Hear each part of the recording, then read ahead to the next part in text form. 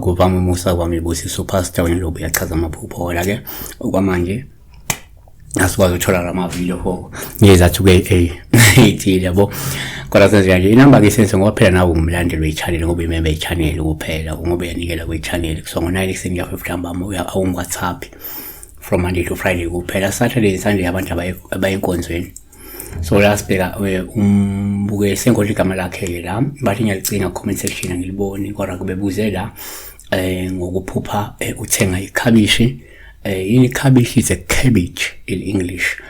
She was buying a cabbage, noma cabbages, I don't know, because ngenze ubethenga ikhabishi isigaqa sodwa or ubethenga amakhabishi nqwaba kodwa kasenze kanje. Number 1 kuyenzeka kuma uphupha ikhabishi kube uphawu oluhle uma ulithenga so ukuthi kungenzeka uzokuba nenhlala kahle nempilo enhle futhi ende ngenxa yokubusiswa ngomsebenzi okanye ngenxa yenzuzo oyithola ngomntamo wakho noma nje ngokuba nemali ngiyabona ozoyithola maduze.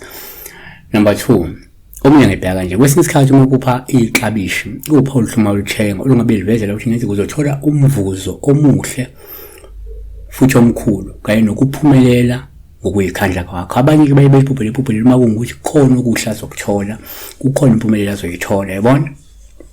Yes, asivale kanje. Number 3 kwabanye ke uma uphupha ikhabishi labo uphawu oluhle uma ulithenga so likhomba ukuthi ngenzeka umuntu okhulelwe njengamanje noma umuntu ozokhulelisa omunye umuntu noma kunomuntu okhulelwe osondelene nawe yabona. Asivale kanje. Number 5